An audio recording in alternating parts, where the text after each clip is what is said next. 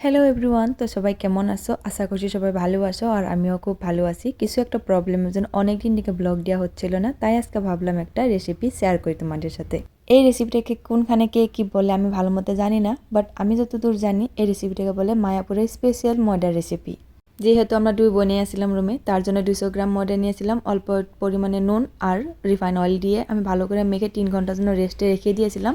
তারপর এখন আমি ভালো করে ধুয়ে নিব। অনেকবার ধোয়ার পরে জিনিসটা লবর টাইপ হয়ে যাবে, কিন্তু অল্প পরিমাণে যাতে জল না থাকে তার জন্য আমি একটা প্লেটে সুন্দরভাবে রেখে দিয়েছিলাম। আর এদিকে আমি ছোটো আলু দিয়ে বানাবো, তার জন্য আমি ছোটো আলু সিদ্ধ করেছিলাম, লগে 2টা বড় আলু দিয়ে দিয়েছিলাম। তারপর আমি এখানে রিফাইন অয়েল দিব, আর দেখো যাতে লেগে না যায় তার জন্য অল্প সাইডে সাইডে করে দিতে হবে।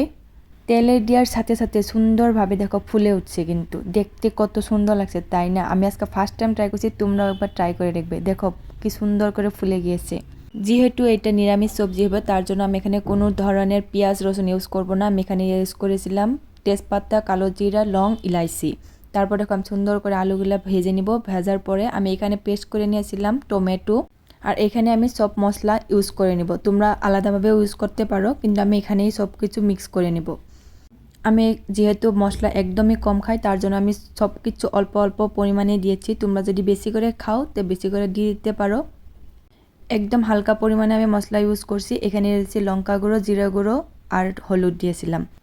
আমি মশলাগুলো ভালো করে ভেজে নিব। এখন যখন দেখবো যে না তেল ছেড়ে এসছে মশলার থেকে, তখনই আমি জলটা দিব। অনেকেই বলে যে মশলা দিয়েই বলে সবজির টেস্ট হয়, কিন্তু আমি একদমই ভুল বলবো। কারণ এইটার জন্যই আমি ভুল বলবো যে মশলা দিলেই সবজি কখনো টেস্ট হয় না। সবজিটা টেস্টি হবে যখন তুমি ভালো করে মশলাটা কষিয়ে নিবে। মশলা কষানোর উপরেই ডিপেন্ড করে সবজিটা কেমন হবে আজকে। তো দেখো যখন জলটা আমার শুকিয়ে আসলো তখনই আমি জিনিসগুলো দিয়ে দিলাম। আর লাস্ট ফিনিশিং আমি এখানে ইউজ করবো গরম মশলা।